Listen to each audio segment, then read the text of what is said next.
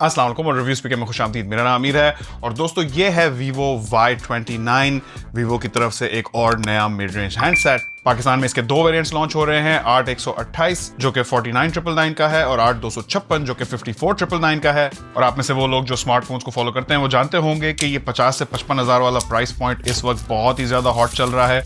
यहाँ कंपटीशन बहुत ही ज्यादा सख्त है और इस Y29 के दो मेन बड़े सेलिंग पॉइंट्स हैं आप कह लें, या वो फीचर्स जो बहुत ज्यादा हाईलाइट किए जा रहे हैं। उनमें से एक है इसकी मैसिव बैटरी साइज, जिसकी वजह से इसकी बैटरी साइज इस वक्त इस प्राइस पॉइंट पे बेस्ट इन क्लास है। और दूसरी चीज है इसकी डिजाइन, क्योंकि इसे बहुत ही खूबसूरत और ड्यूरेबल किस्म की डिजाइन दी गई है। और अगर आपने Vivo के पिछले Y सीरीज के फोन्स देखे हैं तो आप जानते होंगे कि इन फोन्स की डिजाइन के अलावा स्पेक शीट खासी एंट्री लेवल होती है, लेकिन Vivo के फोन्स नो डाउट दिखने में हमेशा बहुत ही खूबसूरत होते हैं। इस वाले की भी कुछ ऐसी ही कहानी है। हमारे पास ये Y29 व्हाइट कलर में आया है, जिसकी बैक पे ये मार्बल पैटर्न वाली डिजाइन दी गई है। फोन के साथ ये सिलिकॉन प्रोटेक्टिव केस आता है, कुछ यूजर मैनुअल्स हैं, 44 वॉट की पावर ब्रेक और चार्जिंग केबल है और एक सिम इजेक्टर टूल है। अच्छा, अब डिजाइन के हवाले से बात को शुरू करें तो पहली चीज तो है कि this phone feels pretty good.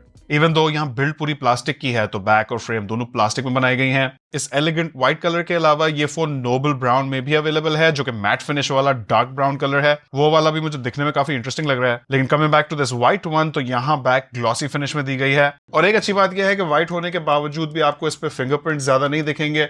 अमूमन ऐसे ग्लॉसी फोन्स व्हाइट फिनिश के साथ काफी साफ लगते हैं। अगर ग्लॉसी फिनिश के साथ डार्क कलर हो तो नॉर्मली फिंगरप्रिंट्स बहुत ज्यादा दिखते हैं, तो वो इशू इस फोन के साथ नहीं है। फ्रेम को यहाँ शाइनी क्रोम फिनिश में रखा गया है और बैक पे इस पतले से कैमरा मॉड्यूल की भी एजिंग क्रोम फिनिशिंग में दी गई है।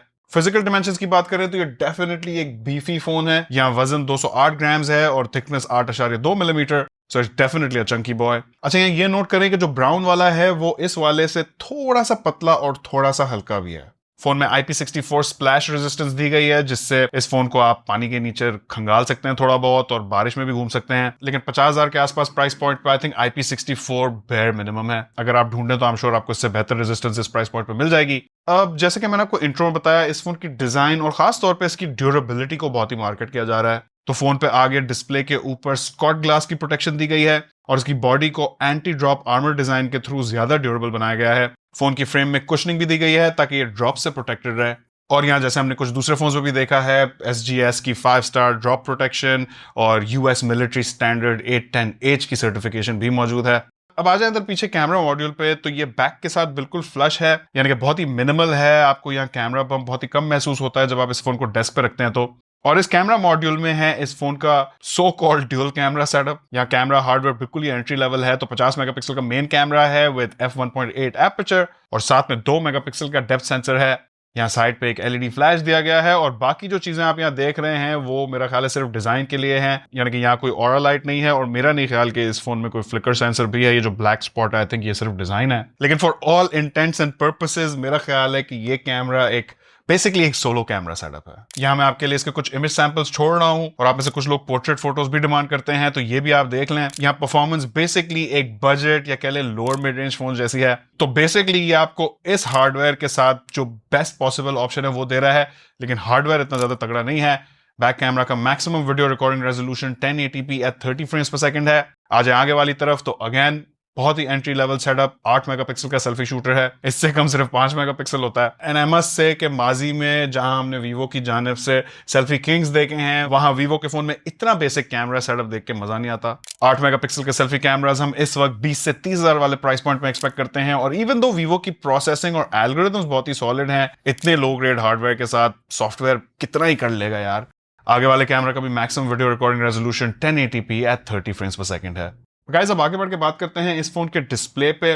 और इस डिस्प्ले की एक चीज है जो मुझे अच्छी लगी है और वो है इसका 120 हर्ट्ज का रिफ्रेश रेट। तो जब आप इस फोन को इस्तेमाल करते हैं तो आपको सब कुछ बहुत ही स्मूथ महसूस होगा। इस फोन में 6.68 इंचेस का IPS LCD डिस्प्ले है विद 720p रेजोल्यूशन और ये डिस्प्ले खासा ब्राइट भी हो जाता है 1000 निट्स की पीक ब्राइटनेस के साथ। लेकिन मेरा इस डिस्प्ले के साथ जो मेन इशू है वो है कि ये एक बजट प्राइस पॉइंट वाला डिस्प्ले है। हमें 25 से 30,000 वाले प्राइस पॉइंट पे भी ऐसे डिस्प्लेज मिल जाते हैं, जबकि इस 50 से 55,000 वाले प्राइस पॉइंट पे हम आम तौर पे अब high refresh rate emulate displays देखते हैं विद फुल HD रेजोल्यूशन। ऐसे 720p डिस्प्ले का सिर्फ एक मेन फायदा होता है और वो है बैटरी लाइफ के हवाले से, क्योंकि डिस्प्ले और प्रोसेसर दोनों पे कम पिक्सल्स का लोड पड़ता है। कंटेंट कंजम्पशन के हवाले से यहाँ ड्यूल स्पीकर्स मौजूद हैं, जो कि एक पॉजिटिव बात है। ड्यूल स्पीकर्स से वॉल्यूम भी थोड़ा लाउड हो जाता है और कंटेंट कंजम्पशन एक्सपीरियंस बहुत ही इंप्रूव्ड रहता है। बैलेंसिंग मुझे यहाँ डिसेंट लगी, 60-40। नॉर्मली हर फोन की बैलेंसिंग थोड़ी ऑफ होती ही है, लेकिन बजट और मिड रेंज फोन्स जितने ज्यादा प्राइस में कॉम्प्रोमाइज करते जाते हैं उतना ज्यादा बैलेंसिंग भी आउट होती जाती है, लेकिन यहाँ वैसी कहानी नहीं है। मुझे इसकी बैलेंसिंग डिसेंट लगी है। साउंड में ट्रेबल थोड़ा सा ज्यादा डोमिनेंट है, लेकिन ऑडियो क्वालिटी ओवरऑल मुझे मुनासिब लगी है। फिर यहाँ फोन के साइड पे आ जाए तो यहाँ पावर बटन में ही इस फोन का फिंगरप्रिंट सेंसर भी है। स्पीड की अगर बात करूं आपसे तो it's not the fastest I have seen, और मैंने इस फोन में सेम फिंगरप्रिंट 2 मरतबा एनरोल किया था जस्ट टू बी श्योर। आप यहाँ इसकी स्पीड खुद देख सकते हैं। मेरा ख्याल है कि आधा पौना सेकंड इसको लगता है जब आप इस पर टैप करते हैं। खैर, अब आगे बढ़ के बात करते हैं इस फोन के परफॉर्मेंस स्पेक्स पे। और अगर आप ये वीडियो तवज्जो से देख रहे हैं तो अब आपके जहन में एक थीम सेट हो गई होगी इस फोन की, और वो है एंट्री लेवल स्पेक्स वाली थीम। तो यहाँ भी वही कंटिन्यू हो रही है। क्वालकॉम का स्नैपड्रैगन 685 चिपसेट है। ये एक 6 नैनोमीटर का 4G चिपसेट है। साथ में Adreno 610 GPU है, 8GB रैम है, एक्सटेंडेबल बाय अनदर 8 gigs, और 128 और 256 GB eMMC 5.1 स्टोरेज के ऑप्शंस हैं। ये स्नैपड्रैगन 685 परफॉर्मेंस के हवाले से मेरा ख्याल है एंट्री लेवल और मिड रेंज के बीच में कहीं फॉल करता है। AnTuTu में इसका नॉर्मली 3.5 लाख के आसपास का स्कोर आता है, इस फोन का 3.25 लाख आया है, जिसका मतलब है कि daily normal phone usage, social media apps, content consumption, WhatsApp वगैरह ये आराम से हैंडल करेगा। लेकिन अगर आप थोड़ी हैवी ड्यूटी परफॉर्मेंस चाहते हैं या आप अपने फोन पे बहुत ज्यादा हैवी गेमिंग करते हैं तो उन चीजों के लिए ये चिपसेट खासा अंडर पावर्ड है। ऑल्दो कम ग्राफिक्स वाली गेम्स और कैजुअल गेमिंग ये फोन हैंडल कर लेगा। यहाँ मेरी नजर में इस स्नैपड्रैगन 685 की जो एक अच्छी बात है वो है इसकी एफिशिएंसी। इसका 6 नैनोमीटर का आर्किटेक्चर और इसकी लो पावर, इन दोनों चीजों का फायदा ये होता है कि आपका फोन बैटरी कम इस्तेमाल करता है। और फिर इस फोन का इंटरफेस भी काफी लाइट है। तो एंड्रॉइड 15 है जिसपे वीवो की फन टच OS 15 लगी हुई है। इस फन टच OS को ओवर टाइम हमने देखा है वीवो ने ज्यादा स्टॉक एंड्रॉइड टाइप की फील देने की कोशिश की है। तो कोई हैवी स्किनिंग नहीं है यहाँ और बहुत ज्यादा ब्लोटवेयर भी साथ नहीं आता। मुझे तो बिल्कुल ही pure vanilla stock android experience अच्छा लगता है। मेरी नजर में stock android is the best android experience you can get. तो मैं इस चीज को एक पॉजिटिव समझता हूं। डायलर इस फोन में गूगल का ही है, तो यहाँ कोई इनबिल्ट कॉल रिकॉर्डर मौजूद नहीं है।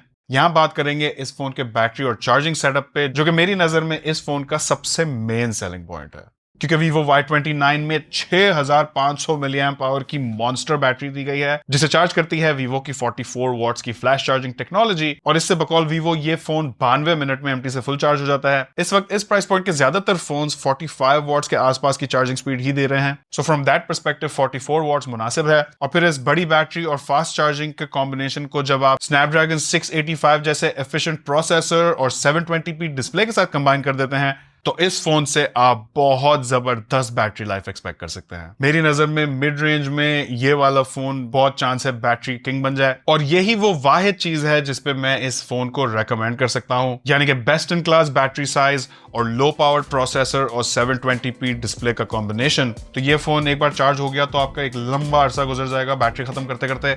लेकिन इसके अलावा अगर हम डिजाइन को देखें तो फोन खूबसूरत और ड्यूरेबल है, लेकिन मटेरियल्स बजट फोन वाले ही हैं। फ्रंट और back camera same budget phone वाले स्पेक्स, डिस्प्ले स्पेक्स और प्रोसेसर भी यहाँ बजट फोन जैसे ही हैं, जबकि प्राइस पॉइंट यहाँ मिड रेंज फोन वाला है। तो अगर बैटरी लाइफ आपके लिए बहुत ज्यादा इंपॉर्टेंट है तो उस सूरत में आप इस फोन की तरफ देख सकते हैं।